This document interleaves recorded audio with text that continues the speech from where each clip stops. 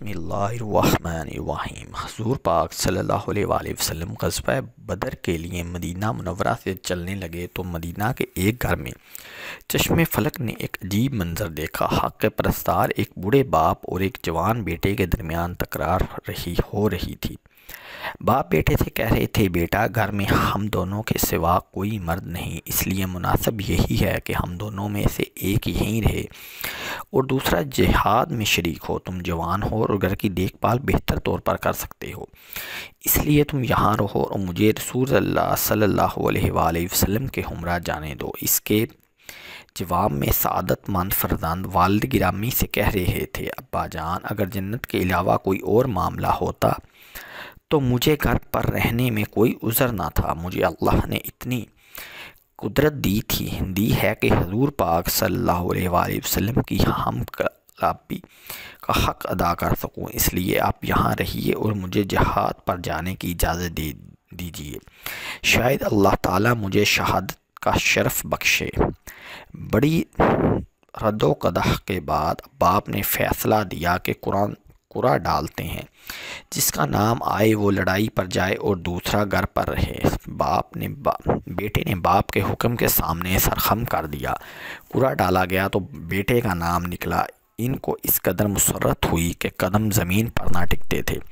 جذبہ شہادت سے سرشار اس فرزند صالح کا نام حضرت سعد رضی اللہ تعالیٰ عنہ تھا اور والد بزرگوار کا نام حضرت خیسمہ رضی اللہ تعالیٰ عنہ تھا۔ حضرت سعد بن خیسمہ رضی اللہ تعالیٰ عنہ کا تعلق اوس کے خاندان عمر بن عوف سے تھا۔ حضرت سعد رضی اللہ تعالیٰ عنہ کو اللہ تعالیٰ نے فطرت سعد سے نوازا تھا۔ ہجرت نبوی سے کچھ عرصہ پہلے جو ہی ان تک دعوت توحید پہنچی، انہوں نے بلا تعمل اس پر لبیک کہا۔ 13 بعد بعثت میں ان 75 جوان مردوں میں شامل ہو کر مکہ گئے، جنہوں نے بیعت عقبہ کبیرہ کی سعادت حاصل کی اور نبی رحمت صلی اللہ علیہ وآلہ وسلم کو یثرب تشریف لانے کی دعوت دی۔ حضور پاک صلی اللہ علیہ وآلہ وسلم نے اس موقع پر حضرت سعد رضی اللہ تعالیٰ عنہ کو قبیلہ عمر بن عوف کا نقیب مقرر فرمایا۔ ان کے والد بھی اسی زمانے میں شرف اسلام سے بہریاب ہوئے۔ ہجرت کے بعد حضور پاک صلی اللہ علیہ وآلہ وسلم نے قبا میں نزول اجلاس فرمایا تو قبیلہ عمر بن عوف ہی کے ایک بزرگ حضرت کلثوم بن الحدم رضی اللہ تعالیٰ عنہ کو چند دن آپ صلی اللہ علیہ وآلہ وسلم کا میزبان بننے کا شرف حاصل ہوا۔ اسی دوران میں جو لوگ حضور پاک صلی اللہ علیہ وآلہ وسلم سے ملاقات کے لیے آتے، آپ صلی اللہ علیہ وآلہ وسلم ان سے حضرت سعد بن خیسمہ رضی اللہ تعالیٰ عنہ کے مکان میں ملتے تھے۔ حضرت سعد رضی اللہ تعالیٰ عنہ نہایت نیک شخص تھے، اسی لیے ان کو صاحب خیر کے نام سے پکارا جاتا ہے۔ انہیں حضور پاک صلی اللہ علیہ وآلہ وسلم سے والہانہ عقیدت و محبت تھی۔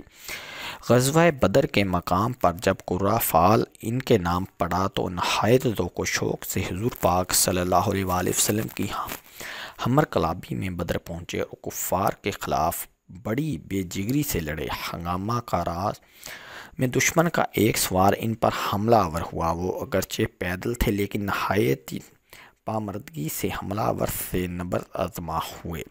حضرت علی رضی اللہ تعالیٰ عنہ ان کی مدد کے لیے بڑھے، لیکن اسی صورت میں دشمن سوار کا وار کارگر ثابت ہو چکا تھا اور حضرت سعد رضی اللہ تعالیٰ عنہ جام شہادت کی کرداری زندگی حاصل کر چکے تھے۔ بعض روایتوں میں ان کے قاتل کا نام تائمہ بن عدی اور بعض میں عمرو بن عبدود آیا ہے۔ اولاد کے بارے میں اختلاف ہے۔ ایک روایت میں ہے کہ شہادت کے وقت ان کی کوئی اولاد نہیں تھی اور بقول بعض انہوں نے عبداللہ نامی ایک کمسن فرزند اپنے پیچھے چھوڑا۔ اللہ تعالیٰ کی ان پر ہزار بار رحمتیں نازل ہوں، آمین ثم آمین۔